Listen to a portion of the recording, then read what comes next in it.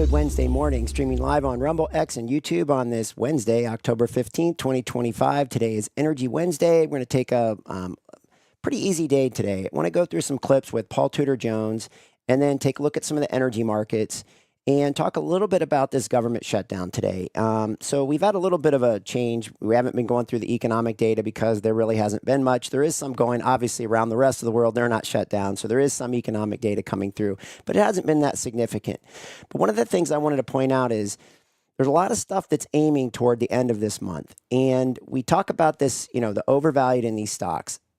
So we're going to spend a little time on stocks today because I think it's good because there's a major concentration risk. So when we get into these situations, it's good because I just take a step back and I start thinking about okay, what's really going on? And when we look at this allocation to how much money people have in stocks. Okay, so let me just go through this. So a typical portfolio theory is diversification, right? So you don't want to diversify, right? Some people just put stuff in there to put stuff in there. But if you're very tactical, okay, if you're tactical and strategic, your strategy would be to have 4, 5, 6, 7, 8 assets in there or asset categories. Stocks and bonds, of course, and then real estate, and then alternative assets, right? And that's kind of what we're doing in here. We're talking about longs and shorts and option strategies and, precious metals and energy sort of on the outskirts. You could throw that into an alternative. Depends on what you're doing with it. Like what we're doing with that bear put spread or what we've been talking about in this crude oil or like natural gas, being long natural gas. These are alternatives. And you look at agriculture, that would kind of be thrown in that alternative space. The problem is when something grows so much, then what it does is it starts to overwhelm everything in that box, right? So imagine you've got this container. That's a good way to put it. We have this container of these things, right? These assets.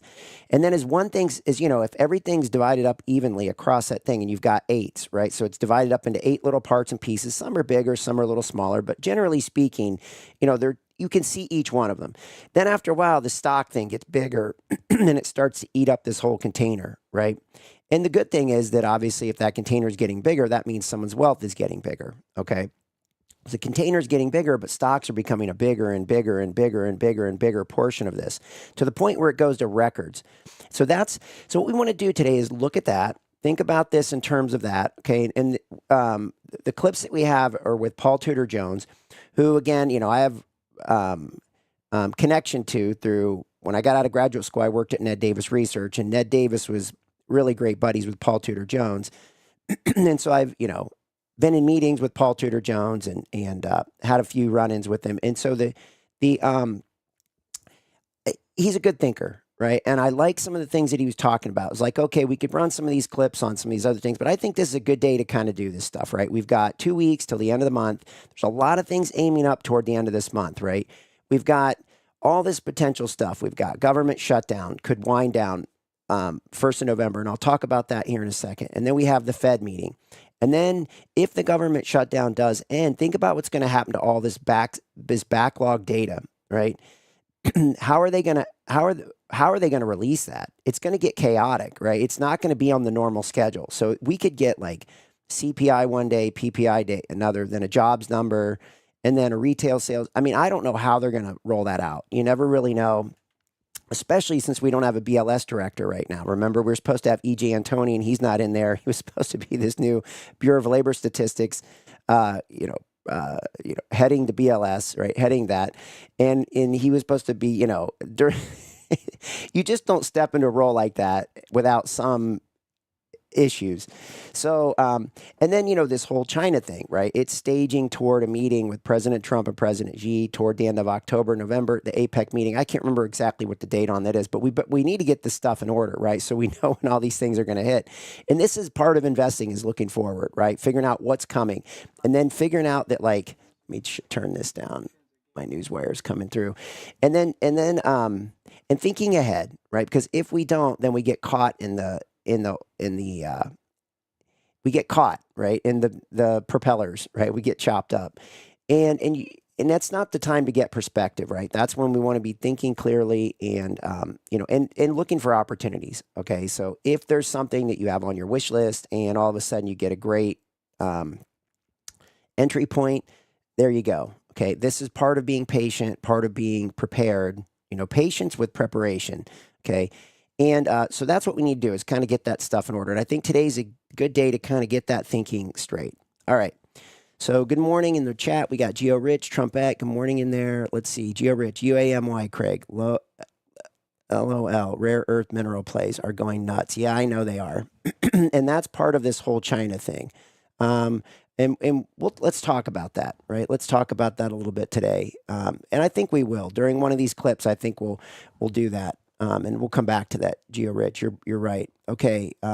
Holy cow, Geo Rich, it is. Okay, the whole sector is booming. Wonder if there's an ETF out there for it. There are. You can find that, right? So you can go on anything, right? Chat GPT, Perplexity, Claude, Google, right? Use their AI engine, and you can look for, and it'll give you, give me 10 of the top rare earth mineral ETFs, right? And it'll put them out there, and then look at the charts, right? And that's hopefully what we're doing is in here is, broadening the spectrum on people looking at charts and saying, okay, here's a list of 10, and and then obviously there's an awareness to which ones, like Van Eck. I like Van Eck product line, right? They're going to have some of that in there, and then you're going to get. I guarantee there's people chasing this, right? That's what these ETFs are becoming, is sort of like storm chasers. So I would call this a storm, all right, where we're in this period of disruption, where we've always needed rare earths and rare magnets and rare metals and stuff like that. The problem is the tariffs start getting put on, and then what happens? Everybody starts to retreat into their hole, including China. And China says, okay, what do we have here? What can we negotiate with? Soybeans, right? We talked about that yesterday. Rare earth metals. Okay, great. Military, right? We can put pressure out there. And if China is under as much pressure, right, as Scott Bessent, our Treasury Secretary, seems to think that they are, okay, and that they're holding the world hostage with these rare earth metals and minerals, I asked this question yesterday: who is China? And we have to think about this. Like, why do they have all the rare earth metals? Is it just because, like, they don't have all the rare earth metals in the ground there, right? People are shipping it there. Why? Because they are refining it. Why are they able to refine it? Because they have no EPA, right? They don't care how much stuff they blow into the air, okay, or how much they destroy, parts of their land. They just haven't.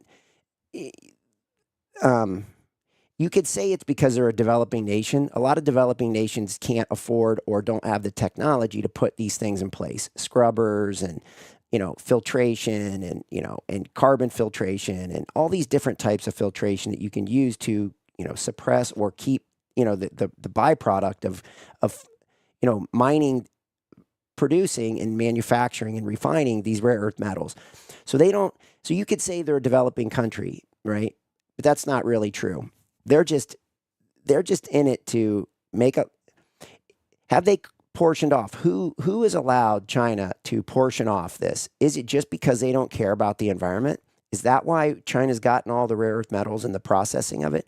Or is it because someone said, look, at some point we're going to have to tear down the West, and we're going to relocate the financial capital in China or somewhere around China. And so therefore we should, start setting up this situation over in China where, they have access to all this stuff that we're going to need down the road. So this gets into the conspiracy side of it. It gets into the technocracy, right? It gets into all these things that we think are happening, okay? And when you see the governments running up this much debt, they really don't care about us, right? That's the one thing we have to factor in is all they do is just keep making us pay interest on the debt, right? Just to keep this thing going so that they can keep running up more debt. Where does that debt go? That debt goes to defense. So the defense contractors make fortunes. The rare earth metals producers, now they're in that space, right? They're making fortunes off this stuff. We just saw that, what was the one Trilogy in Canada last week or 2 weeks ago, go through, and it was a small company, I think 5 employees or something like that. And here's the funny thing, though.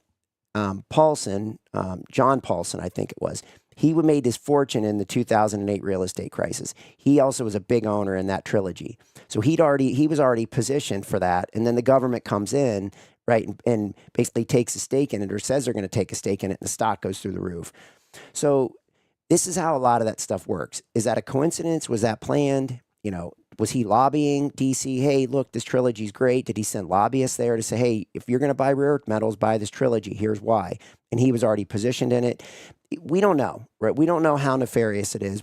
There's clearly nefarious things going on. We just don't know. It's hard to say that one's nefarious and that one isn't. This one is and that one isn't, right? It's very hard to do that. And,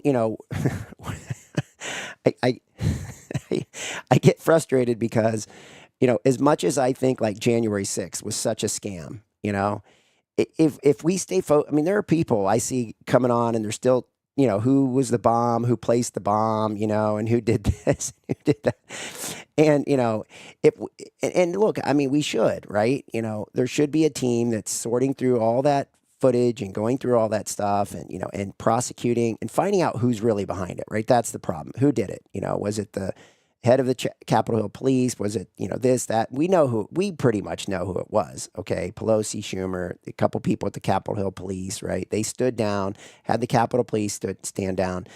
It was a very few people that were probably behind that thing. Who placed the bomb, right, as a diversion, again, it's a lot like 9/11, right? You've got World Trade 1 and 2, then you got 7, then you got the Pentagon, then you got, what is it? Shanksville or whatever it was, right?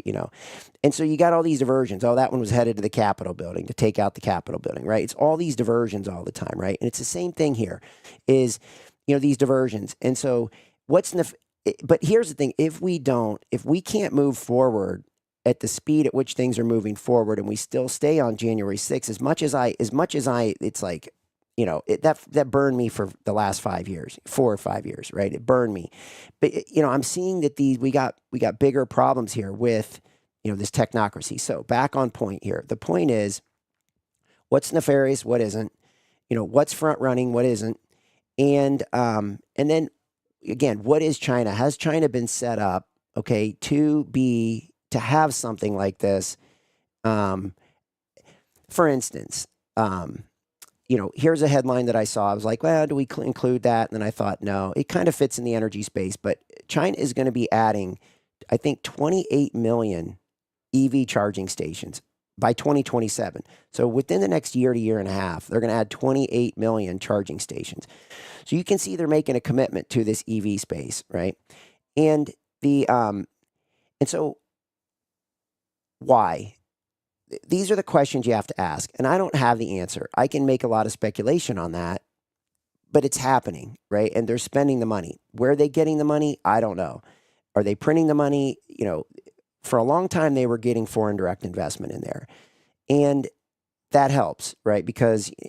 But then President Trump sort of took that away from him, the end of Trump 1.0, and then especially now, right? He's been grabbing all the foreign direct investment around the world and bringing it back into the U.S., putting it in things that are questionable, but nonetheless, it's this battle, right? And that's where we're at. And that's what we're going to come to, I guess, kind of circling back here.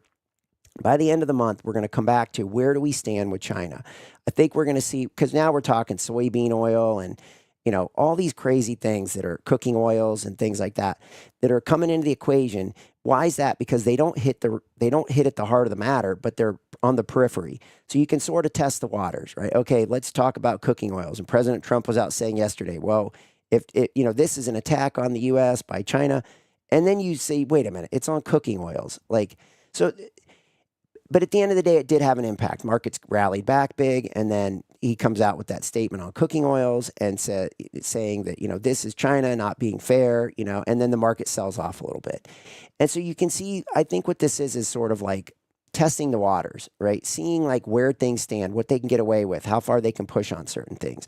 And like I was saying yesterday, I think the key here is to think about, keep this simple.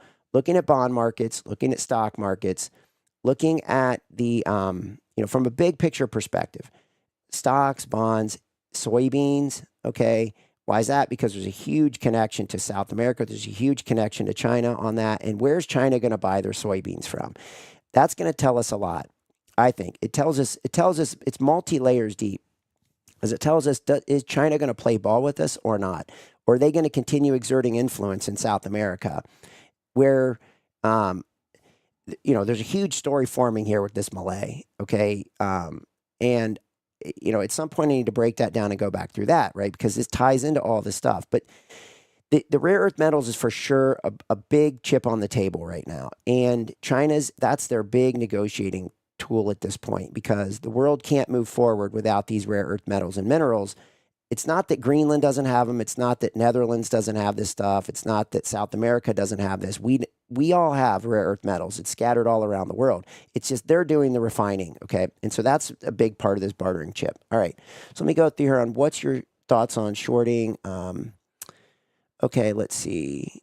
All right, so we got a few things in here. Rachel Hawk, good morning, Rachel. Geo Rich. Okay, Jay White. Good morning, Jay White. Boy, I owe you a call. I'm so sorry. I started typing a text to you yesterday and I never sent it. But I need to get in touch with you. Zero Woke. Good morning. TZ Burton, good morning. Trump at J6 was BS. I was at the Capitol. 6 months later, I realized the devil was real. I became a Christian. Well, that's a beautiful thing, Trumpet. That's a great little caption there. That's good stuff. Cooking oil, no more fried rice. Okay.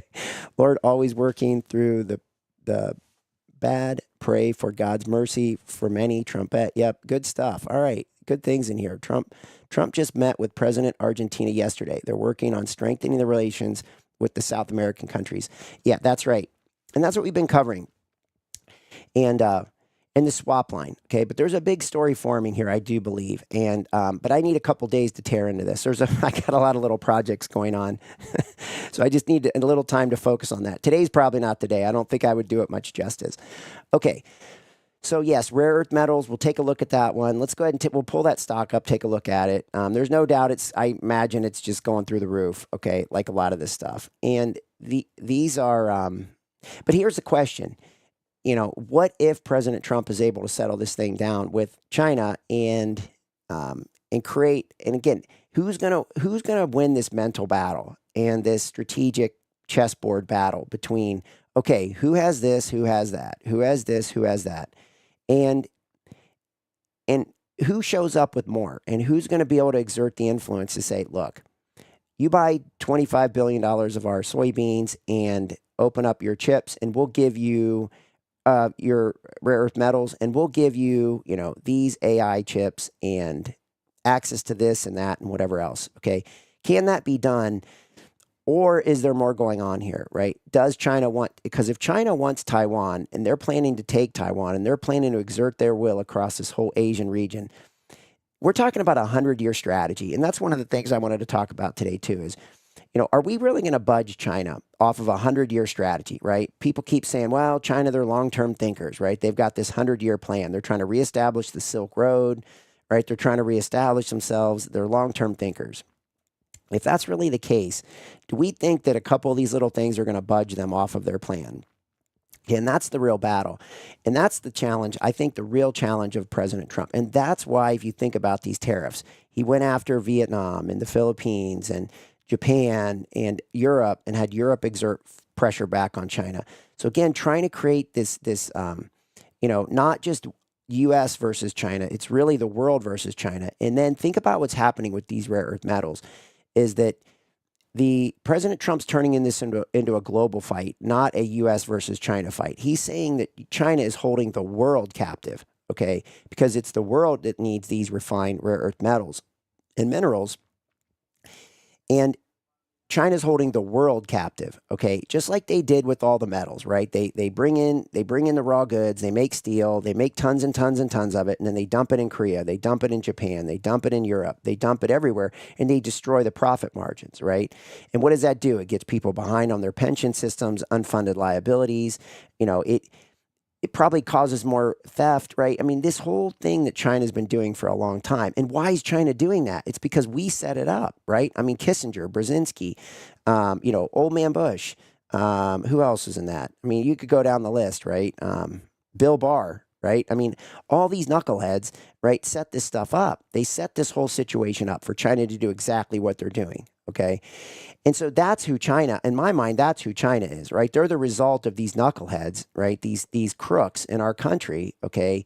You know, the highest level people, everybody knows those names: Kissinger, Bush, Brzezinski. Not everybody knows the name Brzezinski, right? But he was one of their thought leaders.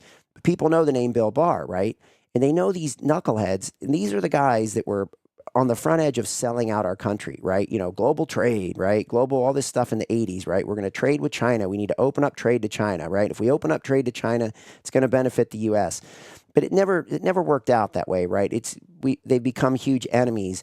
And again, you could go through hours and days, and I mean, people spend their lives studying this kind of stuff. But our job is to just try to keep this simple. And so, but back to the point, President Trump is using these rare earth metals and saying this isn't a battle against the U.S. and Russia or U.S. and China. This is a battle against China is doing this to the whole world, right? Same thing he did with these tariffs, right? He started surrounding China, putting pressure on them. So when they show up at the end of the month, and if they actually meet, okay, and that's where we're at, you know, are they going to meet? Are they not going to meet?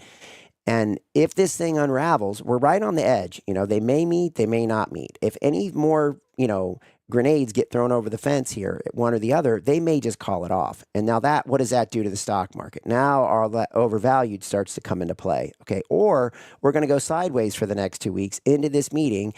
And then maybe a little bit more trade deal goes on, and then they kick the can down the road another 90 days, right? November 1st would kick it off to another 90 days. So that gets us November, December through January, 1st of February. Okay. Another 90-day kick the can down the road because they've already done that once. What was it? August, September, October. So I think it happened in July. So I think it was August, September, October. Okay. They kicked the can down the road 90 days. Well, we're getting close to that 90 days. Do they do it again? Do they kind of patch this thing up with Band-Aids and kick the can down the road another 90 days? Or are they going to solve something? Those are the questions. Those are the big questions, right? And these are the questions of the stock market. And okay, so it's really a battle. President Trump's trying to make this a global battle against China. What's China thinking? That's the thing. Like, I don't know enough about the Chinese mindset to say, like, okay, let me put myself in China's seat and understand like what they're seeing when they look around the world. Are they feeling like the world's coming down on them and squeezing them down? Do they feel like they've got, when they look at their strategic pawns out, when they look at their strategic pieces out there, and they look at what do we have in Europe? Okay, what do we have in the U.S.? All right, what do we have in South America? What's our long-term goal, and can we continue to move forward with this, or is President Trump chopping off some of these lifelines, and now we're basically losing power in Europe, okay? And then they go to South America with Argentina, right? President Trump's down there working with Argentina. If that spills over to Chile, and it spills into Peru, and it spills into Venezuela, and it spills into Brazil, all of a sudden China's like, wow, we've been working on that for 25 years, and it just got dismantled, right? So now what happens? The rest of the world, the real battle here is to point out what China's doing. And again, does this go back to these globalists? Does it go back to these technocrats? Does it go back to all this stuff, right? And that's who China is. Like, who is China? Like, China is the one that's, trying to create this social credit score, social command center, this and their people are susceptible to that, right? Because it's my understanding, and maybe I'm off on this because I just don't know. I haven't lived in China. I don't understand the culture, but I try to put myself in their shoes as best as possible. People say that, put yourself in their shoes. It's not always so easy because my experiences are different than their experiences, are different than Geo Rich's experiences, are different than Rachel's experiences, than Trumpette's experiences. Right? Everyone's experiences are different, so you do your best to put yourself in those shoes. So if we put ourselves in the shoes of China, have they been used? Are the people like, look, we're sick and tired of being used, right? We want these other things too. So I think really if China's going to fall, it's going to have to come from the inside out. And maybe that's what we're trying to do is put pressure on China, squeeze them down, take away their foreign direct investment, chop off their lifelines to around the world, this whole plan, okay, that was coming out of China, right, to make them the next financial capital of the world. And it might still happen. I mean, there are people who are still predicting by 2032, China will be the financial capital of the world. And this gets, then we go down the whole debt situation, right? The $370 trillion worth of global debt. And, I mean, it's just, it's crazy, right? But these are all the things we're trying to take them. But I think in the end, it's good to just keep this simple, right? And figure that, all right, we've got some stuff coming the end of this month, right? And that's what we want to go through. This government shutdown, and, this meeting with China, and the Federal Reserve is going to meet the end of this month. And we have big tech earnings, right? All the big tech players are going to have earnings coming in around the end of the month. So there's this big point where things are coming together, right? This big funnel point. A lot of things could happen at that point, and that will determine, I think, what will happen the rest of this year and potentially even for the next few years, okay, in these markets. And then we've got Russia, right? This whole war thing, if we get a chance, there's something positive going on there. And I want to show this. I meant to show it yesterday, and I just, we were running out of time. Okay, so we're going to run out of time again today. All right, so hopefully that was a good intro. Hopefully that was valuable to people. It's good for me to think about this stuff too, and it's good to see these questions. Okay, and there's no doubt, you're right. These rare earth metals are flying. If you want to jump in, do it. Just, think about how, right? Try to think about hopefully this shows provoking thoughts on how you're going to get into things and how you're going to manage the risk. Because you can do anything, just know where you're wrong. And if you're wrong, don't let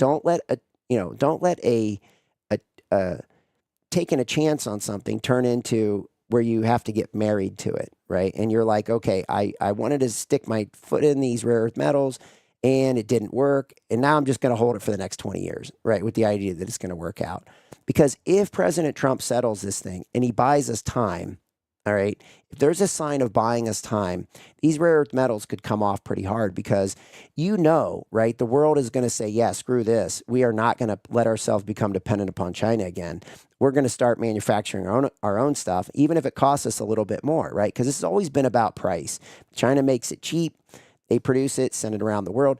Everyone will say, wait a minute, there's a cost to doing that. We need to bring this back in-house. We need to manufacture some of our own stuff. We're not going to lean on China like this again, right? That's what happens when these monopolies get created like that, right? And someone can exert that kind of pressure. All right. Okay, so let's go on. Let's hit this. Okay, so we've kind of hit this November 1st as a big point in time. This is also when the government shutdown could end, all right? And I wanted to come back and look at this because it's day 15 of this, and we're probably going to go to about day 30, right? We're middle of this month, and it's more than likely. Right now, there's no signs of movement on this, but there's a real pressure point coming November 1st, and that's this, right? That the healthcare enrollment opens November 1st. What does that mean? It means millions of Americans either don't have healthcare next year, okay, or their premiums go from $300 to $1,000 or more potentially, okay? So this is the kind of stuff, right, that creates this negative buzz and changes in polls, okay? And they're all monitoring these polls, right? Democrats are monitoring the polls, Republicans are monitoring the polls. Are they really two separate things, or are they really one and the same? Okay, that's the other thing that I want to pose is, is this what's really going on here, okay? But nonetheless, this will create that negative buzz, okay? And remember, that negative buzz leads to changes in votes, okay? And that we're only 1 year away from the midterms, all right? So they're getting to the point where they're getting in that zone where they don't want to ruffle a lot of feathers because they could start, trending in the wrong direction, all right? So both sides are playing this strategically, for what that's worth. Again, if we really want to play this Democrat-Republican thing, which I don't really like to play anymore because I think it's just a big scam. But anyway, it's too hard to assess what will happen with each district, okay, on a local level, that kind of stuff. So I think President Trump is super focused on prices, okay, prices on pharmaceutical goods, prices on this and that and so forth. Why is that? Because that's something that he can control at a national level, right?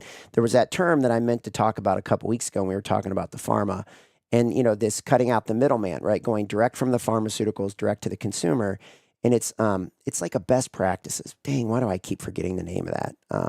But it's like a best practices price, right? The lowest price is what the people are going to get, supposedly. Okay, now, that can be manipulated and distorted and so forth.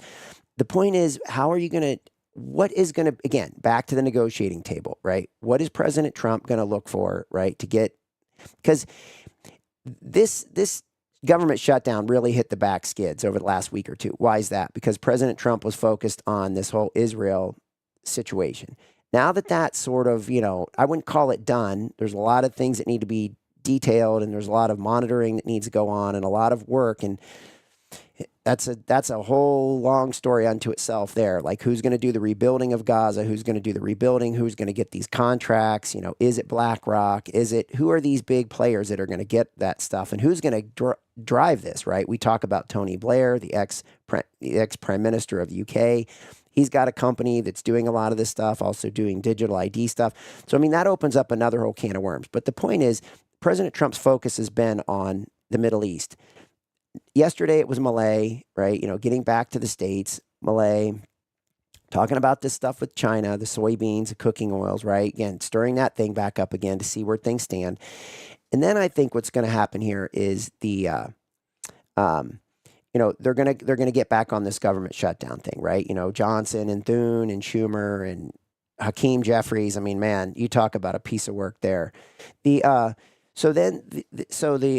And here's what's in it, right? The Dems won't get a comprehensive deal, okay, while the government is shut down. It's more than likely not going to happen. The Republicans don't want to give that to the Democrats, and they don't want them to keep taking, you know, quote unquote hostages in this game of this healthcare situation. Okay. So this might be the one thing that Democrats have been the best at, okay, is kind of playing this game. Are they trying to expose that and call an end to it? All right. Okay. So what does that mean? If this government shuts down, then the Republicans are probably going to have to give the Democrats something, okay, once the government reopens. And what that will likely need to be is some kind of a substantial and real negotiation on these healthcare subsidies. All right. Not my area of expertise. You know, that's kind of how I look at it. Really cut and dry and simple. But this is the reason the only reason I bring that up is because this is one of these things that's political. It's, you know, and it involves the people, right? It involves the polls and the mindset. People, they like lower crude oil, right? They like lower taxes, okay? And they like lower healthcare costs. So this is a pressure point. If all of a sudden that's going in the other direction, this is going to become a big deal. And that's what I'm looking at. That's why I think the 1st of November can be the point where the government ends its shutdown. Okay, you got to look for why. What's the pressure point? We also know that, you know, the military, right, you know, lack of payroll coming through, you know, government workers, lack of payroll. And in this whole thing, right, that opens up this can of worms too of the, you know, the whacking of all these jobs, right? President Trump says on Friday he's going to have a list of all the jobs that are going to get whacked in the government. So who's been working on that? I don't know, right? But this is something we see coming at the end of this week, okay? And what does that do to the markets? All right, so these are all things we're trying to keep in mind for what's the impact on these markets. Okay, so hopefully that we're going to go into more of this stuff as we go through these clips. So, and then, and one more point on this, before we get to earnings is that, okay, so Jamieson Greer, our U.S. trade representative, and Scott Bessent, these two have been heading up trade negotiations with Europe, with pretty much everywhere. Bessent's been trying to keep the lifeline open with China and trying to get a meeting set. Okay, that was one of his jobs. And then we saw the whole TikTok thing come into the equation, thinking that that was a small hurdle to clear. Again, I think that whole thing is a disaster. But nonetheless, it is what it is. We can't dive into everything at once, right? We can only touch so much water in the ocean. So the key here is that Greer and Bessent are going to be talking today at 9:15. I think they're going to have they're going to come out and do some sort of a press engagement, right?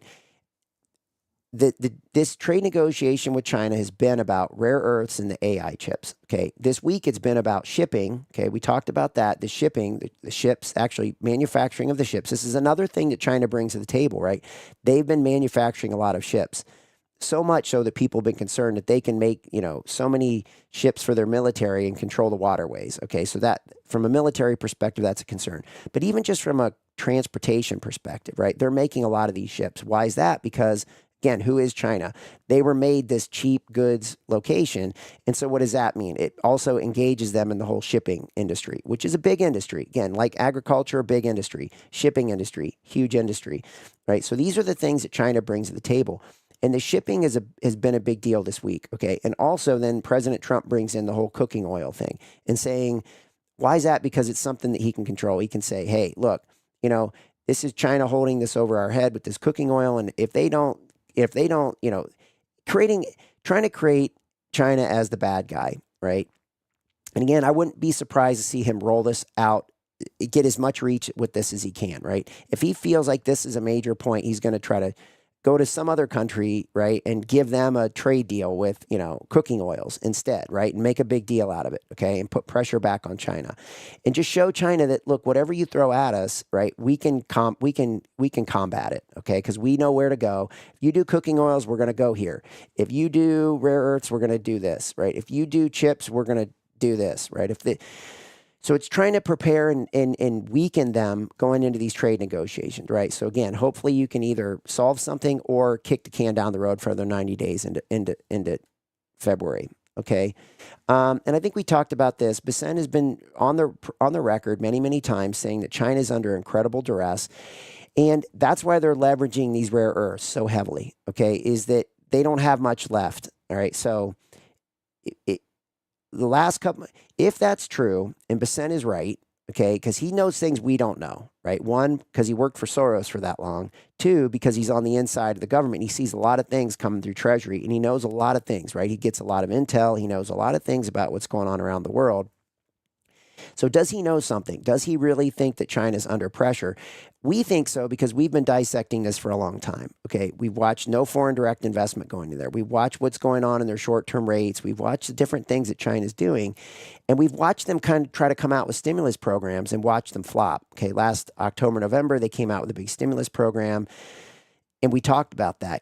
All the big hedge funds, or a couple of them, right, were saying just don't even think about it. Just buy China like crazy, right? If they're going to come in and they're going to stimulate, and their central banks, PBOC, the People's Bank of China, is going to come in and stimulate, don't even think about it. Just pile into China, right? And I was like, I don't know, right? I don't think so. Anyway, it didn't work, right? That stimulus program didn't work. It flopped. Then they tried another one, right? And then they tried another one on the housing. Okay, we know how important housing is to everyone in the world, but it's been a major point in China. And so were they going to stimulate via the housing? And they did, and it hasn't really worked that well. So I think China's afraid to get egg on the face because, again, the best thing that can happen is the Chinese people say, yeah, we're sick and tired of this. And they're the ones that actually change China instead of us, okay? And what do you have to do? Sometimes you have to continue to put pressure on them. And is that what Scott Bessent and Jameson Greer? Scott Bessent, I think, understands that game. I haven't seen that out of Jameson Greer yet. I think Jameson Greer is really this kind of guy. From everything I've seen, he's a guy taking inputs and finding out, okay, what's their point? What's their point? And trying to smooth everything and piece everything together. I think Scott Bessent can do that, but I also think he's more a better financial mind that says, okay, here's their pressure point. We need to integrate this into the trade negotiations and talk. So hopefully that's at least how I'm taking this so far. All right. Okay. So let's go through this. I want to hit these earnings. Well, I'm just going to have to talk about it because I can't. A couple quick things. We had Bank of America out today. I think we have Morgan Stanley. I'm not sure if it's out yet or not. Let's see if Morgan Stanley came out. Yes, it did. Okay. So here we go. So we'll start with that one. Morgan Stanley was expected to come in at $2.08 per share in earnings. It came in at $2.80. So that's a pretty significant beat. What is that? Over 30%? No. 10% beat would be, yeah, that's like 30% beat. So that's a pretty significant beat, like somewhere around 25 to 30% beat on earnings. The revenues were up $18.2 billion versus $16.4 billion estimate. And then we have Bank of America was out this morning. Earnings per share was expected at 94 cents. It came in at $1.06. So what's that? About a 15% beat. And then revenues there were $28.1 billion versus $27.3 billion estimated. So again, not as big on the revenue beat for Bank of America. And then we have a more regional, it's still a big one. PNC, estimated to come in on earnings at $4.05 a share, came in at $4.35. Revenues also beat, expected at $5.83 billion, came in at $5.92 billion. Okay, so the point, you don't have to remember all those numbers. The key is here on the banks, right? We looked at JP Morgan, we looked at Goldman Sachs yesterday. If we look at these stocks, they're going to look very similar, okay? The key here is that all the banks are beating right now, right? That's good for the economy, all right? Ultimately, that's a good sign that the economy's hanging in there and doing quite well. The But remember, price can sometimes lead. So the we, I'm going to refrain. Let's do a day where we're going to take a look at all these stocks. I'll run the overvalued on them. We'll take a look and see what's overvalued. We'll do a breakdown of 8 to 10 different financial stocks because I really want to do this too. Look at the banks, look at the big Wall Street firms, look at the ones that are doing all these deals. Okay, a lot of these deals have been shut down, right? These acquisitions, these mergers, these takeovers, all these different things get kind of shut down as well with the government shutdown. So this stuff was going pretty strong. We saw a lot of this activity going on. That also helps these banks. Okay, especially the Wall Street firms that do a lot of these deals. When someone's buying someone, for instance, the stuff with even these TikTok deals or even like the Electronic Arts or like that was $55 billion deal that went through like a week or two ago. All these deals require government oversight. So when the government shut down, this stuff slows down. And that can start to create an issue for some of these banks, right? Because if these guys are sort of faking it, if there's weaknesses in their balance sheets, why? Because of commercial real estate that's still a hangover from, COVID, right? Everybody working from home, people getting rid of the commercial space, a glut of commercial space. They're sitting with a lot of this stuff on their balance sheets and they're sort of finding ways to massage their way through it. If all of a sudden the big Wall Street firms start to say, wait a minute, our deal and acquisition stuff really slowed down because of the government shutdown, then what happens? Everybody's like, oh, well, this is our chance. Like, let's get some of this commercial real estate stuff off of our balance sheet. Let's drop some of this, right? If these big banks are going to have to take a hit, right, from that perspective, then these other ones will do it as well. Okay, so this is what's called taking a bath, right? When you see weakness, when the little guys who've been covering this up, when they see somebody else, they kind of take cover underneath it, right? They're like, okay, if I come out and announce it today, like let's say PNC comes out and announces something, with commercial real estate, we got this big thing, we're just going to take a write-off on it, or we've got this, whatever, auto loans or any kind of loans. If they got problems, they're not going to stick their neck out. They're not going to say, oh yeah, we have these problems, let's just deal with it, because they're going to get hammered, right? The market will punish them. But if somebody big does it, right, they'll just hide behind them. And they're like, okay, let's just write this stuff off. And instead of maybe dropping 20 or 25%, maybe they drop 10% or something like that, right? They go down with the group. So they can kind of piecemeal some of the stuff off. And that's what I think they do is sometimes they take cover. All right. So that's kind of our thing on the banking. Now, one of the bad things I saw this morning, another headline, I'm sure this will get covered in all the political space, is that Jamie Dimon, who we've been talking about, the $1.5 trillion allocation to the U.S., right? Sketchy deal. Got to do some research on that. Like I said, lots of little things to read, little things to research. And then the $600 billion to Europe, okay, backing all these things, right? The defense, the cyber, the AI, the energy, right? All this kind of stuff. And those are the things they should be doing, but it feels a little sketchy to me, right? The whole thing just feels a little offbeat, right? It's a little overreaching to me, his statements on that stuff. So that's why I want to do some research on that. But anyway, he was out today saying that he would support Mamdani if he wins the New York City mayoral race. All right. So the question is, does no one ever really take a stand? I mean, this guy he's talking about raising taxes on corporations and the wealthy, which that plays well, right? That's going to play well. Who doesn't want to get the rich guy, right? Oh, let's get the rich guy. But usually it never works out that it's the rich guy. It really comes back to be the people that pay the taxes. So they say, oh, we're going to get the rich guy, and then everybody else gets higher taxes, okay? Through what? There's so many levers they can pull. They can do it at the airport, fees on rental cars, fees on this, fees on that. I mean, there's so many ways. These guys have so many outlet valves to put taxes on people. So again, it's harder for them to get to the wealthy than it is the mainstream people, right? All of us, right? So when they say that, I don't believe it. When Mamdani says he's going after the corporations, and he's going after the wealthy, I don't buy it. I don't buy it. Not even one tiny little bit. I don't buy it. Okay. So when Dimon says, he says then New York will survive Mamdani, and he's okay getting behind him if he wins. And he says, and this was kind of funny. He said, look, if we survive de Blasio, we can survive Mamdani. Okay. But at some point it's the straw that breaks the back. I mean, New York's been under pressure for a long time. All right.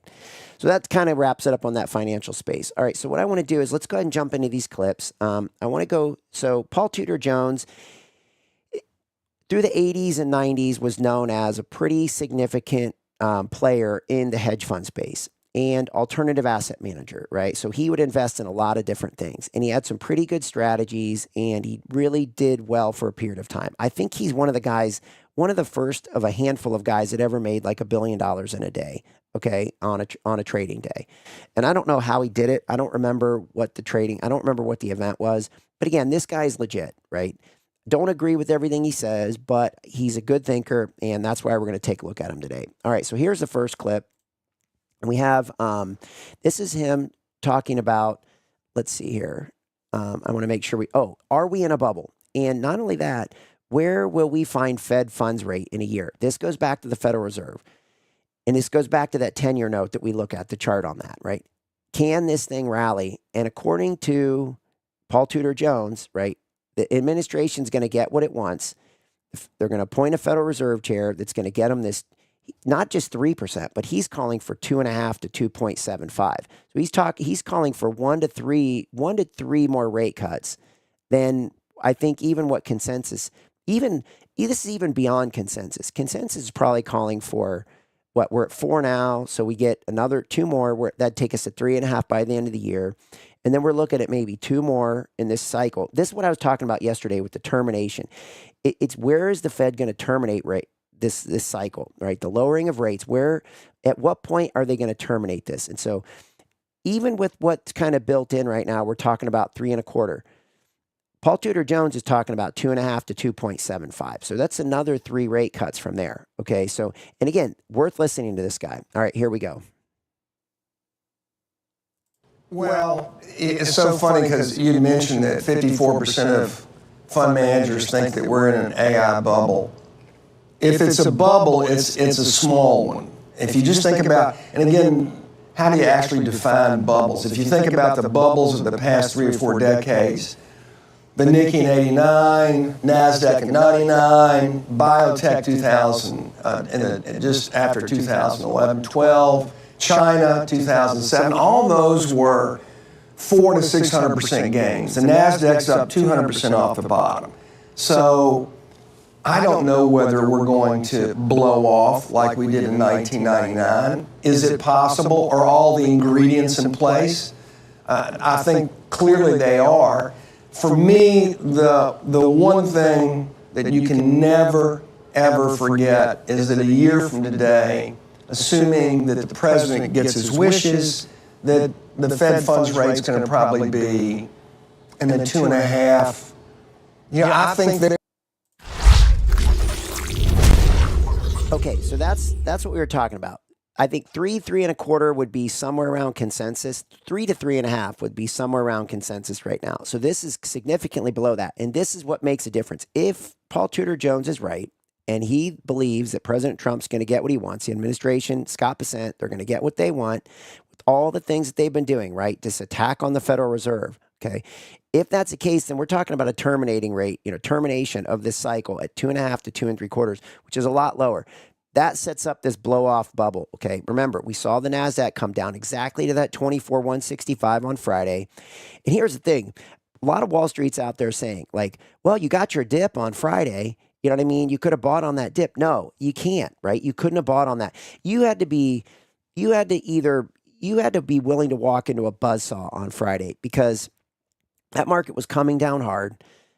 You had to take a major leap of faith to buy on Friday because if you didn't, by Sunday night, they'd already reversed their policy on China, okay? And that market had already gapped up, right? So you couldn't buy on that dip. I mean, most people can't buy on, very few people buy on that dip on Friday. And if they did, they were sweating it over the weekend. Okay. They were sweating it pretty hard because you don't know if that market, the people were talking crash, right? You know, we break through on Sunday night, we start heading lower and people are going to run for the doors, right? People have a lot of gains this year, okay, in stocks, right? You know, especially off the Liberation Day lows. So people were buyers off that. They're up 30 some whatever %. And they got a lot of profits. So you don't think that again, assets under management, right? Just don't forget that the real game out there is for these big fund managers is assets under management, right? And they're a dying breed, right? The ETFs are coming into place. The fund managers a lot of the fund managers are going by the wayside. So they're kind of hanging on for survival. So it's getting to be a game of attrition for them. If that's the case and they can lock in gains and they think this market's going to fall apart, they're going to start dumping stuff, right? So again, if you bought on Friday into that close, you were sweating it over the weekend, I think, right? Because you don't know what's going to happen. No, I didn't know. I'm like, okay, let's see what happens on Sunday night when the markets open up. And they gap up and I'm like, those rascals. And once I saw the data come out, I'm like, okay, they're backing off this China stance, right? Friday was pretty tough China stance and no follow-up, right? They dropped it at 10:57 on Friday, okay? And they let the market sit with it all day long on low liquidity. They hammer that market down, okay? And then you're sitting there wondering, like, we're right at the harmonics, right? We're right at 24,165. We're right at 60, what is it? I forget our NASDAQ level. 65.40, whatever that number is, right? We'll look at it here in a second, but whatever the S&P level that we're looking at, I don't want to say the wrong number because I don't have it directly in my head. The point is it came right down to those levels. If you didn't buy at those levels and you weren't willing to go into a buzzsaw and you weren't willing to sweat it out over the weekend, which I wasn't. I'm like, because I'd been short that market. I'm like, I'm happy to get out, take my profits and see what the heck happens on Sunday. I don't want anything to do with this, right? I don't want anything to do with it. I kept my short currency positions on, short crude oil positions, some other things. I had, along the debt market, right? Long the 10-year note, I was like, I don't want anything to do with this, right?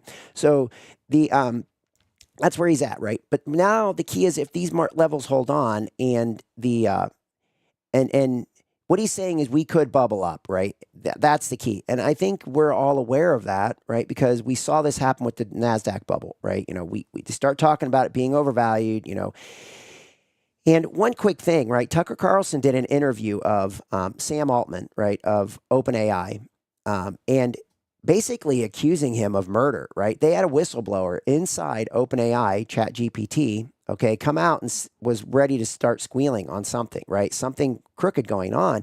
And Tucker Carlson did an interview, and I don't know when this was. I just saw a snippet from it the other day. Again, another thing to research. I want to go back and watch that. But I mean, he was calling Sam Altman out as like basically murdering someone on the inside. So when you see that kind of stuff going on, you wonder like, how much of a bubble really is in this AI space? And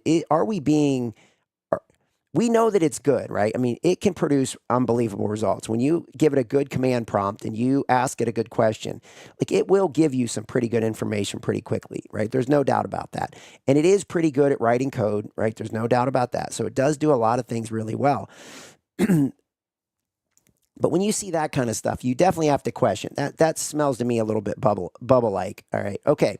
Here we go. Here's the next clip. This is Paul Tudor Jones again talking about where we're going to find the leverage. So it used to be margin. We used to monitor margin on things. Okay. He's got a different take on this, and I think he's right on this. Here we go.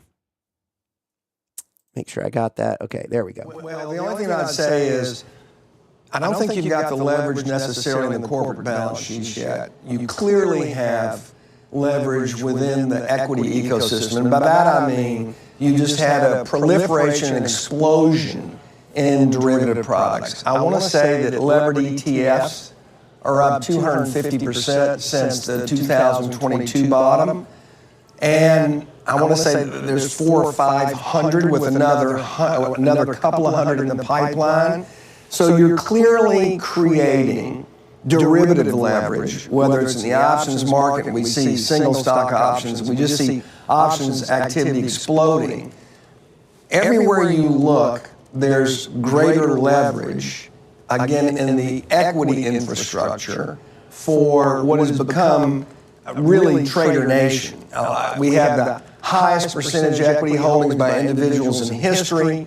We have, again, more levered activity. You don't see it in margin debt because margin debt is actually an old anachronistic tool. You see it more so in the options markets. You see it more so in the levered ETFs. So it's somewhere down the road, a little similar. I don't think we're there yet, but somewhere down the road there's going to be some real issues with that. Okay, so this is the advent. Oh, there we go. Okay, there we go. Always something. Okay, so there he is talking about that, and I think this is important to watch because things change over time, right? It used to be margin debt for a long time. You could watch the margin debt building. So again, if people go out and buy stock with cash, right? They've got 10,000 in their account.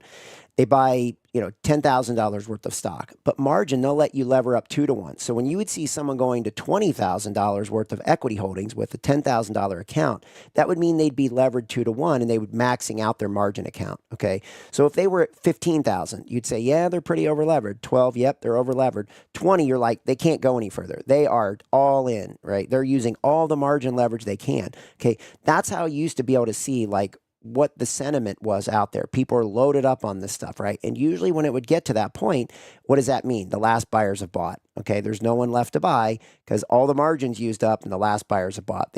People are using up, they're pulling money out of their mattress to buy this stuff, okay? And then some, right? And everybody else's mattress. Not only their mattress, are pulling money out of everybody else's mattress to buy this stuff. And that's FOMO, right? Now, what he's saying is these leverage ETFs are the kind of the new game in town, and a lot of people are using these, so we have to look different places, right? The game has changed a little bit. All right, let's keep rolling here. We got this one where he's talking about here he is talking about this. This is why I picked this more than anything, because I was thinking the same thing when he said this. I'm like, we got to run this, right? Because he's talking about this last week in October, right? Brings some key things. Are we at China resolution? Government shutdown ending. That's why I went through that government shutdown. Will that healthcare thing, will November 1st be a real pressure point for these guys to come up with a government shutdown solution, right? Again, what does a solution mean? More Band-Aids, more than likely. It doesn't really solve anything, just more Band-Aids. And the market will accept it because it always seems to. Big tech earnings, right? Fed meeting. And this dump of economic data, right, that will be coming out due to the shutdown, right? And so here he talks about, between now and then, the market will probably be in a defensive standpoint. And here he is talking about that. I think for stocks, the critical time is going to be the last week here in October, when we see the big tech earnings, as well as by that point in time we'll have greater clarity on the resolution of the U.S.-China conflict. I would think that if the NASDAQ is higher going into early November, then you've got a chance for a real ramp in the last 2 months. What happens between now and then, I kind of think the market's going to be on the defensive until we get to, that's going to be an intersection of just so many really, really important data points. So that's going to be a critical time. They also have a Fed meeting that week.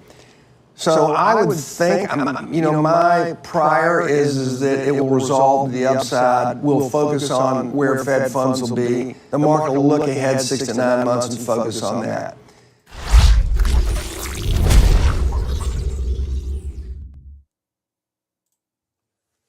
Okay, so I see some great comments in the chat here. So David Rocket says, I bought tech on Friday because I have poor self-preservation instinct. No, look, I mean, great, good for you, right? I mean, you have to, look, you have to buy in, those are the best deals, right? In the face of fear. And maybe I would have done it too, right? If I hadn't been short that whole time, sometimes what you do is dependent upon what you just did, so if you've got gains, sometimes some of my best trades have been when I've been, buried under something, right? You get caught in something and you're like, especially on the floor. This used to happen all the time on the floor, right? You'd get snagged by some event that happened. And now all of a sudden you go into overdrive and you're just like, man, I got problems. I got to dig myself out of this mess, right? So you start trading and trading and trading and trading. And pretty soon you're so involved, you're in a tunnel and you just blow right past, whatever your negativity was. And you have one of your best days, right? Because everybody else got caught by that too, probably. And the difference is who's going to fight their way out of the paper bag the hardest, So again, it's not that it's managing your risk, right? So if you had taken profits earlier in the day or earlier that week as the market was going higher and higher and higher and higher, right? And you'd been taking profits all along, and now this market comes back, you're like, you know what? I mean, I got out up here. Why not take a chance down here? But could we have crashed? Maybe, right? And then Geo Rich has a great point in here too, saying, I think it was kind of a smart for them to drop that news at the time they did.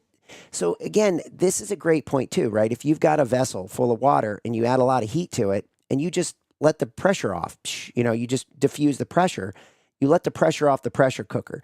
Is that what they did? You know what I mean? So that's another great point. Maybe they just took the things off boil a little bit. It's just, you know, how much are we going to meddle, right? That's the question. What's the government's role here? Is the government's role to really get involved in markets and do this kind of stuff?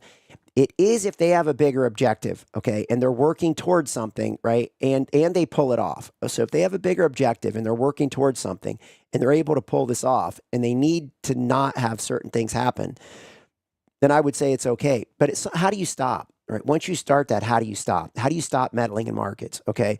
And to me, it's very clear they were meddling markets because there was no correction of that statement after 1057. So they wanted to see that market sell off into the close and basically close down like it did, and for us, it was fine because we had those harmonics. At least you're like, look, there's the line in the sand. If it opens up below here and it holds below this 24,165 in the NASDAQ, then okay, game on, right? Maybe it is going to blow up. Maybe we are going to get a crash, right?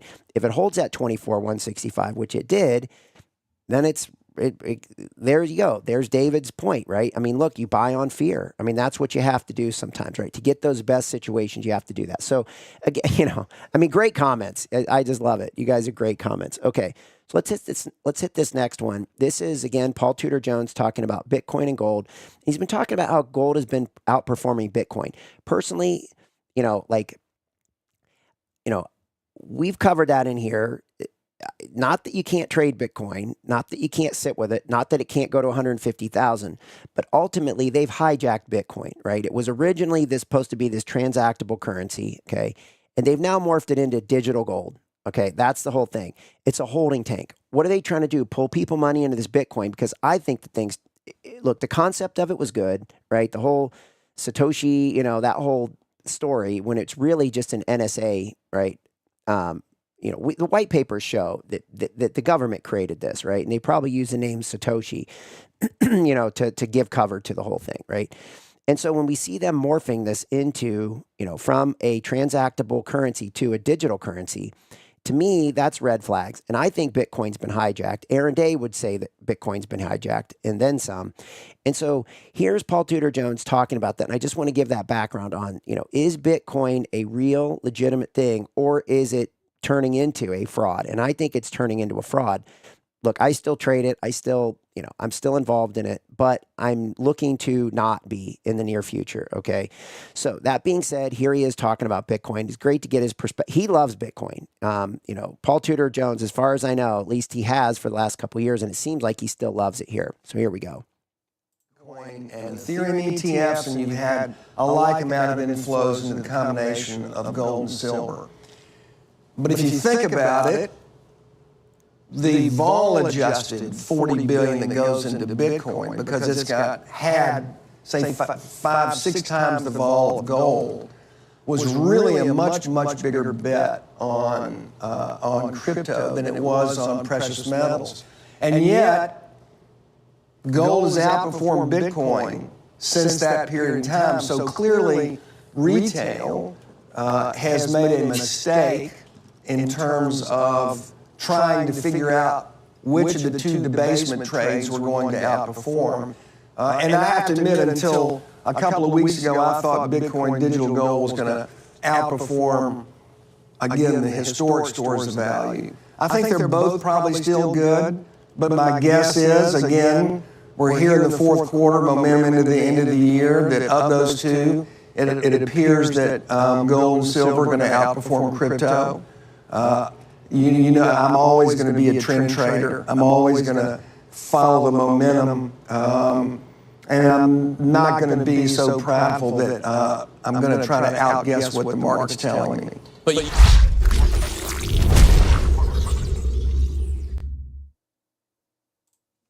Okay. Couple things there. Obviously seems like he still likes the Bitcoin. He calls it out and says the retail trader, didn't get it right. You know, they should have stayed with gold and not with Bitcoin. And look, this gold trade's been very hard, right? This gold trade is insanely hard. Like, I trade this thing all the time, looking for short opportunities in it, and it's just, it doesn't stop. I mean, this thing just doesn't stop. And at this point, you have to really think like, look, it's hit 4,200. I mean, you have to think that they've got $5,000 target on this thing, and they just don't care. I don't know who they is, right? We always talk about this ubiquitous they. I don't know who they is, but the way this thing trades, like, it has a target in mind, and this thing just feels like it's going to 5,000, you know? And again, like I said, I've never been against gold. You know, I love gold. I just think this thing is insane, right? I mean, it's concerning. This concerns me a ton. Now, that being said, we're going to get into like the skews. This is why, okay? And Paul Tudor Jones, we talked about this 2 or 3 weeks ago, okay? You know, again, back to this vessel. This is what we were talking about at the beginning. You've got this vessel, okay, and you've got 8 different things in it. And that vessel grows, right? You know, and as it grows, something in there is probably getting outsized. What is it? Stocks, you know? Stocks are getting way outsized. Debt is getting outsized, but not like debt's getting outsized on the negative side, right? Because why? Because the yields are coming down, right? So it's not as, you're not looking at, the debt market's crazy, right? If yields go down, people have less interest in it. Where are they going to go? Probably stocks, okay? Other things, convertible bonds, all kinds of crazy stuff. If interest rates go up, what does that mean? We're probably going to go into a sovereign debt crisis somewhere. Okay, somebody's going off a cliff. So we are at such a precipice on this debt market. Okay, equities, right? That's the real game in town here. This equity market's at all-time highs. Okay, the allocation to stocks is at all-time highs, and when that happens, even the slightest little movement out of equities into gold, because gold's a tiny asset compared to this synthetic, right? Gold's real. It's, you know, naturally made. Nobody's making gold, right? Everybody's just mining gold. Stocks, we're making stocks, right? We're making, and some of it's based on good ideas, right? Some of it really is good intellectual things that people need. Some of it isn't, right? Some of it is probably a lot of smoke and mirrors. The key is we make this whole, you know, price to earnings ratio and this whole thing. We create this. This is all man-made, pretty much, right? Some of it's based off of commodities, and there's a good chunk of it that's based off reality. There's a good chunk of it that's based off of perception. Okay, so some's reality, some is perception, right? And this is the perception component is the part that can be swayed quickly. Okay, sentiment, right? That's why we look at the sentiment. Now, that in mind, this thing's grown and grown and grown. So now what's it doing? It's eating up a bigger portion of that, because these other things have stayed the same inside this little container. Yet the stock part grows and grows and grows. So it's overwhelming everything else, right? So that gives a backdrop to what he's going to talk about here in terms of, you know, I'll just hit it. This pretty good explanation here. This is good stuff. The future, and we're in a fiscally constrained time. So why is it that the president is hell-bent on finding a Fed chair that's going to have easy money? Because the only way that we can reduce our debt to GDP, that you could even begin to deal with a 6% budget deficit, is to have the lowest funds rate you can possibly have to lower your interest costs, to stimulate growth, et cetera. The only way to reduce debt to GDP is to have, obviously, nominal growth exceed your interest rate. So in a situation like that, particularly given where we are in this economic cycle, where we are now, it's just hard not to see. And I think this is what the market's looking ahead to see. Inflation not be rekindled and start up again, 6, 12, and in a more serious fashion, 18 months hence. You can kind of see it now. Again, think of this. We have $370 trillion worth of global financial assets. $370 trillion. So when you come to a market like gold, which is $12 trillion, silver, which is, oh my Lord, a fraction of that, Bitcoin, crypto, which is, say, 2-3 trillion. It doesn't take very much. Then you start thinking about the copper markets and some of the other rare earth minerals, and you think about just individual commodities. Good gosh, the ability to elevate those prices because we have so much, again, money and financial assets. It just takes a small tweak to really begin to create a rise in the price level. And I think we'll see that, assuming that we have a new Fed chair who's going to take the funds rate down to 2.5%. And I think the White House is thinking they'd like to see the funds rate at 2.25 to 2.5.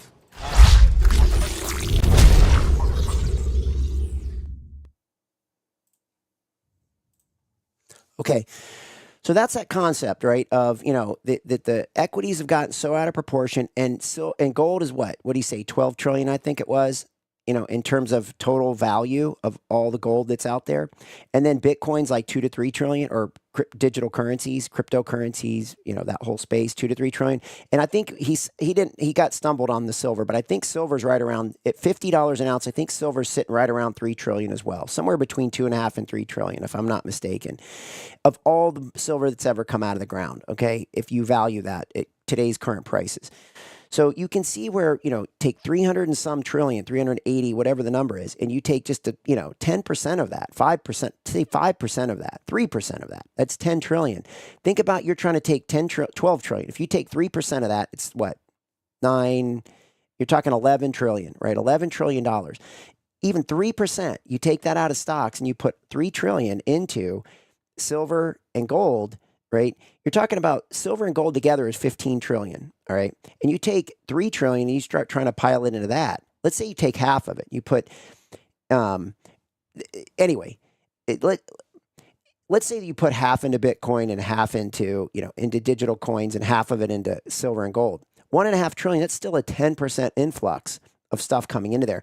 And then we know the backstop of the central banks, right? The government's buying the stuff, and the fear of war, the fear of all these other things that are going into it. And then the inflation component, right? And the allocation that people, and remember, fund managers have to do this too, right? If they've set in their, their goals, we have to hold 5% gold, right?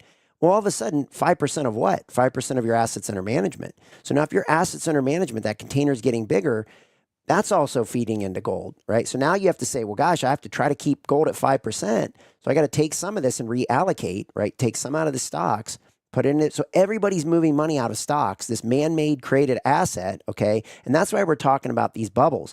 When this thing blows up, it could be really, really bad, okay? And this is what I get concerned with this technocracy is, a lot of people are riding the edge in terms of, one, being influenced, and two, being financially influenced. If you have the haves and have-nots, and the haves are a very small percentage of people, and the have-nots is a very big percentage of the people, and all of a sudden you get a crash in the stock market, and then what do? The technocracy, okay, goes in and grabs all these assets that are all been pooled nice and handy for them, and all this ERISA money, right? This government, 401ks and all these different things, and they wrap their arms around it. Now they say, hey, we're going to give everybody universal basic income. And what we're going to do is we're going to take all these assets that have been depressed and we're going to tokenize all this stuff, right? And we're going to give you something for it, right? Universal basic income. I think people will jump for it in a second, right? Just like they jumped for the checks during COVID. Nobody rejected the COVID checks, right? The COVID, it's like, okay, what are we going to do? Everybody's not working. The government says, okay, you're going to get a COVID check. Small businesses are going to get a COVID check. And I had friends who were working at those banks, and they're like, they were processing 30 and 40 COVID payments per day. I mean, they're like, I don't even know what's going on. I'm just basically rubber stamping, because you figure if you they were working 12-hour days. You're talking about, you're going through company's balance sheet and saying, yeah, they deserve a COVID check. In 20 or 30 minutes, you're looking through everything. You're like, bam, next, bam, every 20, 30 minutes. That's not even including lunch, water cooler talk. I mean, can you imagine the discussions that would have gone on? They're like, I can't believe I just approved this thing.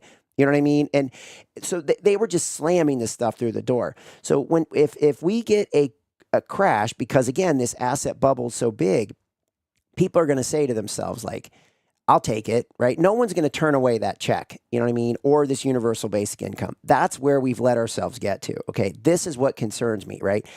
And we're going to get into that, all right? So here we go. So this is A6. Let me keep rolling with this because this is going to get to the point.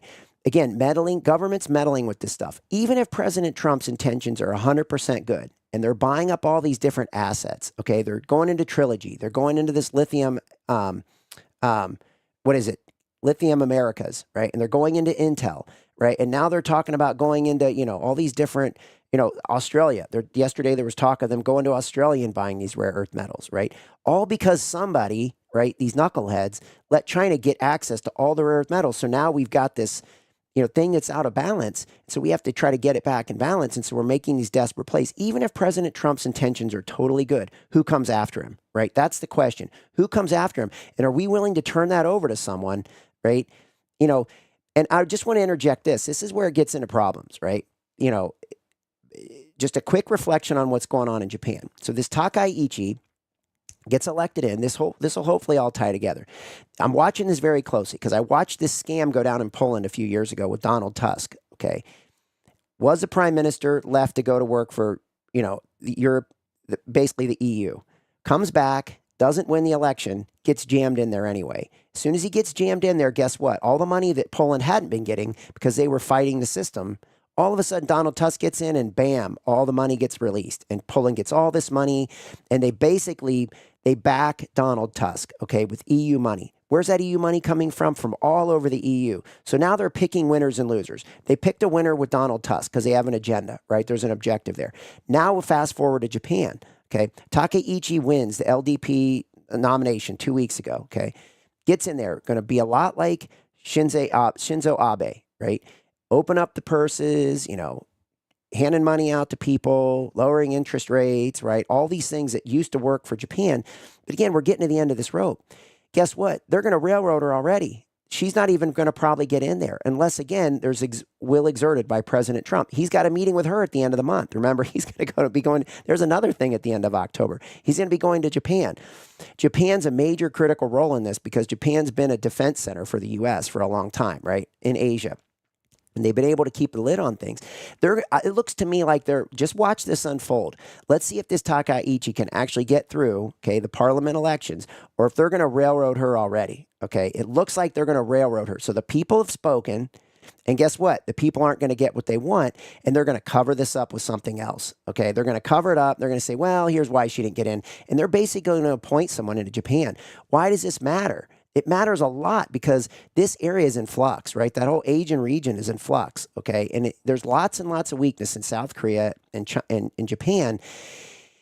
So I just wanted to interject that because it'll tie in here in a second. All right, picking winners and losers. When governments pick winners and losers, it's a bad deal. And we're getting into that game where every government is picking winners and losers. And it's a matter of who is going to do the most of this almost, right? So even if President Trump's intentions are good, who comes after him? And I'm very concerned about J.D. Vance because he's been backed by Peter Thiel exclusively for the last 10 years, at least, okay? And he's tied in with Peter Thiel and this technocracy, hook, line, and sinker. All right, here we go. This is Paul Tudor Jones talking about the debasement trade, and then we'll get into this other one. So we're almost done. You got an FX. You've got a fiat money debasement going on pretty much virtually around the world, right? The bond vigilantes, though, are being held in check by, again, central banks and populism that are pushing central bankers to run hot.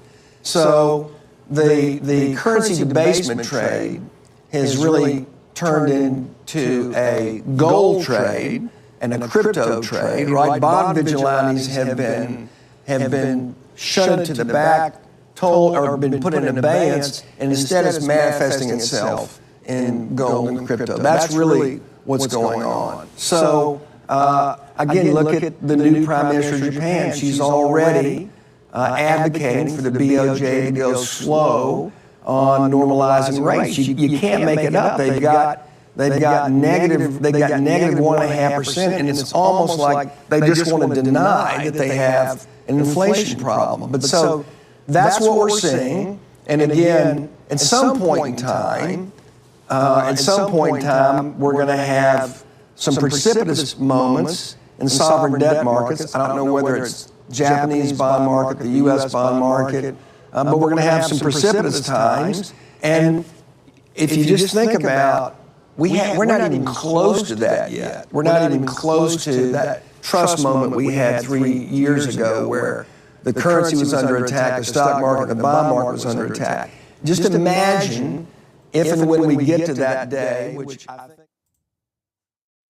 Okay, so there he is, kind of connecting this with Japan, and low interest rates, right? All these things we're talking about, but this is the I think this is the one that I really want to get into with this is the last one on.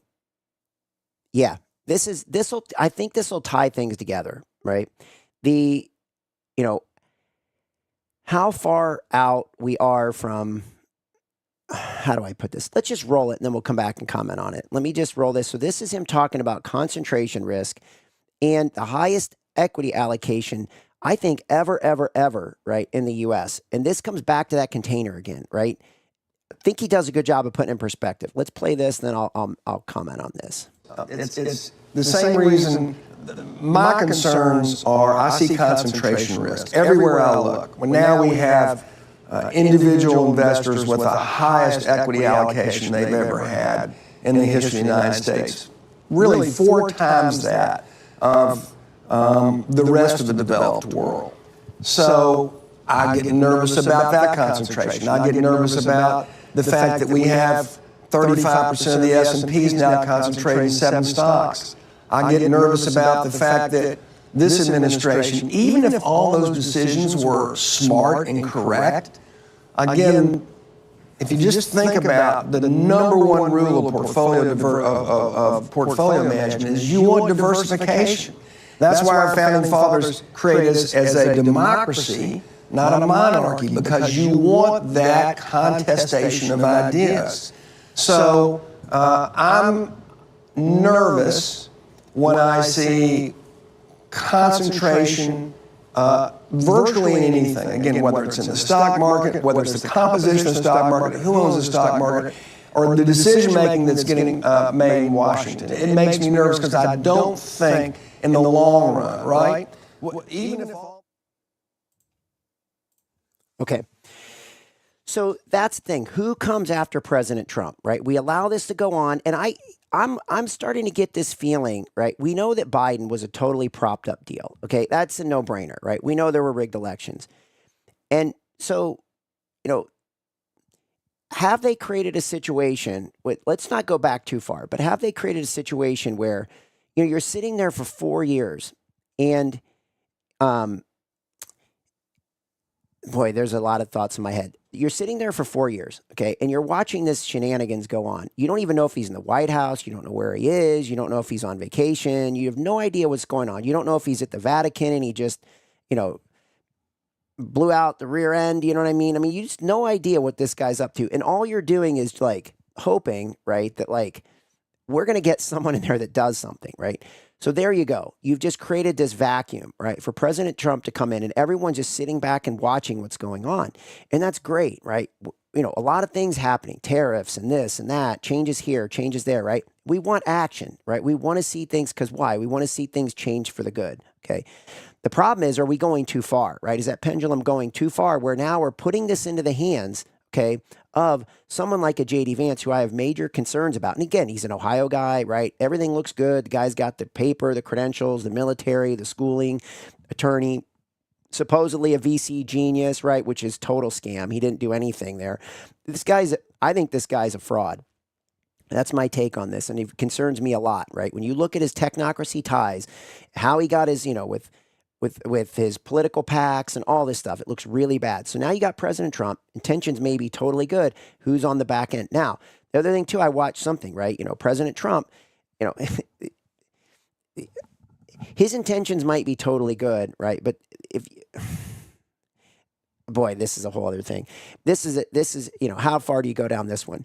This Malhotra guy was on with Alex Jones yesterday. He's a doctor, right? Good doctor. And seems like he's legitimate, all right? And he's saying, look, these statins that they're giving President Trump, right? They eat at your mind, right? President Trump's having health issues. His report comes in clean, but the things that they're giving him, this Malhotra is saying, these aren't the right things. This guy, his heart's fine, right? This is fine. All his things are fine. Why are they giving him these things? President Trump may not even know this, right? Again, assassination attempt is vivid. It's poignant, right? It hits it. They might be slow killing this guy, and he doesn't even know it, right? and you think this is a joke, right? But again, they have to monitor who his chefs are because someone could poison him, right? So this isn't really a joke from a national, security perspective. Like, you have to take these things into consideration. I mean, everything that gets fed to him has to be watched like a hawk, right? Because you don't know who is a plant inside there. So again, could his doctor be giving him things that are slow winding him down, transferring this over to JD Vance, right? And now, and this is my point in all this, is that who's the decision maker, right? As we let government do more and more and more and more, right? Who comes next? Okay. Even if his intentions are 100% good, who comes next? Same thing with Takaichi. She won the people's vote, supposedly, okay, from everything we can tell, but I bet they railroad her, right? Donald Tusk did not win the people's vote, still got in there, right? Same thing with Lula, right? In Brazil. Same thing, all these places, right? And so this is the battle with Milei. Okay, this is part of the story with Milei, right? Did he really get in? Was he the people's vote? It looks like it, right? Because he's struggling now. Okay, so that's a whole story unto itself. All right, so I just kind of wanted to wrap it up with that. We'll take a look at a couple charts here, but something to think about, And so we've got in here Rachel Hawk, okay, and kill the opposition. They wanted to pick our. All right. Let's see. Trump had asked a question in here. Craig, how do you buy gold and silver without using the brokers that keep your metals in their bank? Physical gains will be compromised by fees. Yes. So how do you protect from the buyback fees? Okay, so that's that's the whole reason, really. Well, yeah, I'm pretty firm on this. Okay, in the sense that if you want just physical, if you want metal, if you want exposure to silver and gold, right? The cheapest way to do it is through an ETF, right? And you can even lever it. Okay. And your fees are low. The problem is that you don't actually have physical possession of that, right? It's paper and it sits somewhere, who knows where it is, right? So if you're just looking to trade it and you're looking for the gains in it and you're trusting the system, okay, that it's not going to break down, right? Then that's the cheapest place to get it. It's quick to get in, quick to get out. You can do it intraday. You can do it, beginning of the day, you can get in, get out, right? You can do all these different things, okay? Pick your spots, right? That's the easiest way, right? And the fees are low, like 15 basis points, 50 basis points. Your fees are cheap, right? 0.2% a year to 0.5% a year, depending. And I saw David Rocket mention Sprott, another good one, right? Sprott's good, VanEck's good, both good ETF creators. Got a background, solid, good companies, good operators. So those are places to look. Sprott and VanEck, right? They have access to this. Other places you can look to for cheaper, right? And they're all fine. If you actually want physical metal, what you want to do is, and you want privacy, you can do gold backs, you can do silver backs. We'll talk about that at some point. But you can also just buy silver and gold in less than $10,000 increments. More than likely, if you do it under $10,000, whoever you're buying it from won't report that. Okay. Now, the problem is you got to pay shipping fees, and you don't really want to do it in more than $10,000 increments either, because, it's going to show up at your doorstep, right?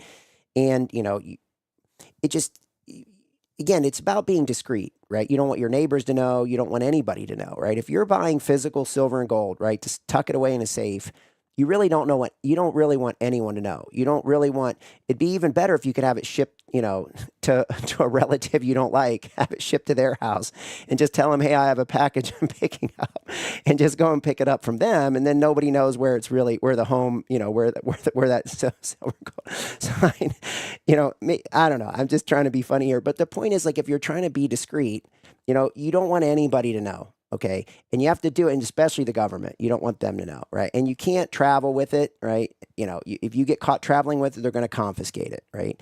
If you get caught, I mean, they're cracking down, right? If you really see what's going on, they're cracking down on this stuff hard, because they don't want people to be strong, right? They want to make people weak, okay? Because why? The technocracy. They can move them onto the universal basic income like nothing. It'll be seamless, right? It'll be easier than seamless, right? There won't even be a seam there. It'll be seamless, literally seamless. And so that's what I've tried to do today, show you, the risk of what's going on in these markets, and the over allocation, and the, and why this gold and silver is probably rallying, right? Because it's just a reallocation taking place. And, people don't want to let go of it. All right, because it just performs every day. Now, at some point, this thing's going to have a 8 to 10% route. You can almost mark my word, right? I don't know when it's going to come, but it'll be scary and it will shake people down, right? And you get little glimpses of this. The question is, where will it happen? Before it hits 5,000? Will it happen after it hits 5,000? Will it happen?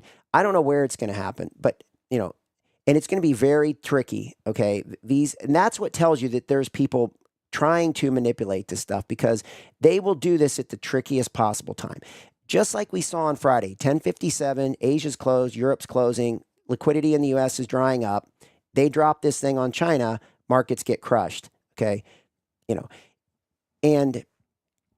And they don't come out and talk about it. They know that the markets are coming down, and nobody came out. Besant didn't come out. Lutnick didn't come out. President Trump didn't release anything else that day. That was it. So they wanted that to happen. I have to believe. Okay. The question is why, and that's the thing. Too much control, not too much control. What are they working toward? Very, very concerning to me. Okay, let's do a quick thing here. Let's jump over, and I just want to look at crude oil real quickly. That was quick. Okay. So here we go. We've got this. This is crude oil, right? This is our harmonic structure on this. Like I said, I'm going to start laying out so we have this pink shaded zone. That's the current harmonic structure. Not my favorite harmonic structure, okay? Because I think it had the chance of being polluted. Doesn't matter. I could be wrong. Trust the harmonic structure, before me, right? I'm just here to interpret it. And I need to mark the stuff on here. The key, though, is we're below the 63.18. So it sort of negates, we don't really have, it's below 63.18. Now all we're doing is looking for potential targets. If we're in this bear put spread that I've been talking about, right, where you're just, you're trying to every single month or every 6 weeks, whatever your time frame is, every 8 weeks, whatever, you're trying to set up this bear put spread, take in premium. Okay. All we want is sideways to down, sideways to down, sideways to down. And if you can reinitiate it on some kind of a spike, it just allows you to put the trade on cheaper. All right. That's it. Now, if no one has a play in it, then just try to get oil out of your portfolio, right? And maybe go to natural gas. That's another way to do it. Just eliminate some crude oil, right? Anything that's, crude oil production, crude oil distribution, crude oil, selling, right? The marketing of it. Try to get that out of a portfolio and try to maybe move more toward natural gas, okay? Because, again, the concept here is crude oil is coming down, and the concept here is natural gas is going up, all right? And there's a million stories around this. You can look at it, but I think it's that simple, 63.18. If it stays below 63.18, that's the goal. You don't have to make a big directional bet. You're just betting on sideways to down in crude oil, okay? And that's been playing out. Other than that one time when our B2s went in and took out the nuclear facilities on Iran, other than that one spike, this has worked perfect. And that's going to happen. You're going to get those spikes. It's just part of the deal, okay? You can't stop that from going on. And sometimes after it's not gone on for a long time, you can play the statistical odds and say, look, I just need to stay out of this for a little while. But you can't overthink it, right? Some of these things you just can't overthink. You just have to say, okay, is it working? Yes, just keep doing it, keep doing it. And you're going to get caught in the crosshairs. You can't predict when you're going to get caught in the crosshairs. All right. So this is that whole situation we looked at recently, right? The whole Hamas, we looked at this, as, dang. Okay, these are the two big levels, I think, the 79.37. Okay, that was that harmonic structure that came in right around the late 2023 Israel-Hamas stand down. And then we've got this 63.18. So from a big picture perspective, we're looking at, from, what is this, 2023 to current, okay? You can see this crude oil has pretty much gotten down in this range, okay, below 79.37, and it's below the 63.18. So it continues to remain under pressure. 63.18 is kind of that stopping point. There's a little bit of divergence going on here, but so far so good, it's working, all right? And that can last for a while. So that's the concept on this one. All right. Bigger picture. We've looked at this a lot. And we need to move on to other things other than this crude oil. This thing, we just need to monitor this really. Let me go back to that real quickly and see if we can we've got these things on here, where are those? There we go. So this is that converging triangle that got built over 2020 to 2022. So this is a 4 or 5 year converging triangle. As long as the price action stays below that orange box where the triangle converges, then the trend is down. Okay. How far down? I would say at some point they're going to keep this in check, right? They don't want, President Trump is friends with the Saudis. He's not going to let them not make any money. Okay. So again, you're trying to find this balance point where, the people who are big oil producers are still able to make some kind of money out of this, because if not, they're going to default, right? They're going to look other places. They need to make money somehow, right? And this is their primary source. So there's only so low this crude oil can go without some, again, more government manipulation, okay, more talking points, more stuff. But as long as it stays below, right, that 63.18, that's why this bear put spread makes a lot of sense to me. Okay, let's take a look at this one quickly. We got this natural gas. Okay, so natural gas, I hadn't looked at this one in a little while, for a day or two anyway. And here we go. So we've got, all right, so we're good to go. So it came up, tested the upper end of this breakout zone, and now it's below it, right? This is a little bit concerning. Now, longer term, I'm not too concerned, at least yet anyway.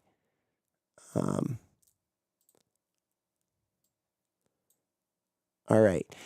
Longer term, this natural gas, as long as it stays above this 256, that white dashed line, again, not a harmonic structure. I just want to make that clear, and I probably should get a different color code, but a big technical level, a big point of balance, right, that natural gas is hung out at forever. There are times when natural gas feels like we're running out of it, and then all of a sudden they find more, right? And there was a period of time where they thought we were running out, and then the shale revolution came along, right? They learned how to frack, and the fracking technology got better and better and better. I have to believe that this fracking technology is starting to find its way around the world, right? The big producers are in Saudi Arabia fracking. They're in South America fracking, right? You know, Exxon, the big boys are in there fracking. So this is what I think keeps this natural gas down. But any kind of a spike, right? These data centers, any kind of an event will cause, I think natural gas is susceptible to the upside, because it's going to be, one, it can be turned on and off very quickly. Two, it's cheap, right? And there's a lot of it, right? And the world has a lot of it. Okay. So this is that bridge between nuclear reactors, small nuclear reactors, more big ones coming online, and the first small nuclear reactors coming online. I was this weekend, my daughter had some events going on, and I got to talk to a guy, made a friend actually, didn't know him before this, but very interesting guy. He works for AEP, which is a big electricity producer in the Midwest, one of the big ones. And he actually is a real estate, he acquires real estate for them. And we were talking about these small nuclear reactors. And so essentially, I don't know how much I can disclose of this. I doubt, I mean, if he's talking to me about it, I'm sure that it's able to be talked about. But without getting into that too much, there's a definite push to get this small nuclear reactor up and running. And they are definitely behind it, okay? And everything tells us that they're going to get these things going here pretty shortly, okay? So, looking for other plays around this small nuclear, okay? Obviously, Oklo has been through the roof. When we were doing this on LFA, Rokish was in there, and he was a big proponent of Oklo. And I said, look, go for it, right? You know, I mean, and this thing's come on faster than what they thought. So the point is that we need to look for other plays, right? Oklo isn't going to be the only one. There's going to be more, all right? And so now that it's proven and we see where it's at, right, now the real investing starts where, you know, there's going to be competition, right? People at Oklo are going to take that technology and they're going to get hired by someone else, right? And they're going to start up another one, okay? And Oklo is going to go down and others are going to go up, right? At some point, that's what's going to happen, right? That's usually how new companies get formed, is the technology gets developed and then somebody leaves because they see greener pastures. They go over there, they get investors, they start something up, and now they're in competition with Oklo, right? And with all this AI space, right, with all these data centers and all the money going into this, you have to believe that if someone has the right contacts and the money is flowing through this stuff, and at some point it's going to flow into this energy, this small nuclear reactor like crazy. Again, proven technology, you know, we're getting all the signs that it's gonna make it, right? It's gonna come through in the next, you know, shortly, right? It's coming, and we just need to find other plays in this space. So, all right, I think we'll wrap it up with that for the day, and tomorrow we'll come back and look at these equities. We didn't look at the stocks today. Let me give you that level just in case. Let's look at this S&P. I forgot the level in that thing, so I just want to make sure that we talk about that. It's this 65.37, I think it was. Yeah, 65.74. That's the level, right? 24,165 in the NASDAQ. That's the key harmonic structure. Let's take a look at that. You can see it came right down to it on that Friday. Okay. So let this thing fill in. Yeah. So this circle down here that I have, I'm going to just draw a bigger circle underneath it, right? That spot right there, that 24,165. The NASDAQ came exactly down to that 24,165. And then obviously the news came out. It gapped higher into Monday, Sunday night futures trade, and then it was off to the races, okay? Or at least sideways. And this is why we talked about this. October is the end of the thing. Are we going to see chop for quite some time? Will that burn off some of the overvalued in the weeklies? We'll know this Friday. We'll see what happens. Does it drop? Do we hold? All of a sudden, we've dissipated the daily. We're dissipating the weekly, okay, and the monthly. At the end of the month, right, we're going to get all this stuff coming through. Are we starting to see some of the boil come off of these stocks, right? Is some of the overvalue starting to burn off? Do we drop to 80? Only 80% of the people think the market's going higher. What would create that? A lot of sideways chop, right? People lose interest pretty quickly, okay? So that's what we'll be watching for as this week unfolds, as the next week unfolds. Does this overvalued burn off with just a sideways move? Okay, and that's going to take a little while, but it could happen, right? And this 24,165 is a big level in this NASDAQ. So for David, you can manage your risk against that. At least I would, right? That's what I'm looking at. And again, in this S&P, we're talking about the 6574, right? The white dashed line here, okay? And you can see the S&P pierced that, right? The NASDAQ held it perfectly. The S&P broke through it quite a bit, right? This market's been driven by the tech stocks, so I would probably say, lean on that 24,165 slightly more than you would this S&P. That's why, we'll leave it at that, right? Both the levels are good, 65.74 and the 24,165. Both of them got tested. Both of them proved to hold up, and that's that. Look for sideways in this. I'm going to look for sideways. I'm going to be trading this thing in both directions when it gets to extremes over the next couple weeks. All right. With that, have a blessed day, everyone. We'll see you tomorrow. We'll go through this equity stuff again. And if you have any more comments at the end of the show here, just throw them in there, like anything you want to look at, any symbols. I'll look at somebody threw out one or two symbols on the rare earth metals. I'll take a look at that. We'll see if we can't pull that up tomorrow. But any other symbols, just throw them in there or throw them in the chat, after the show, or I think that's a good place. All right. With that, have a blessed day, everyone. We'll see you tomorrow. Thanks.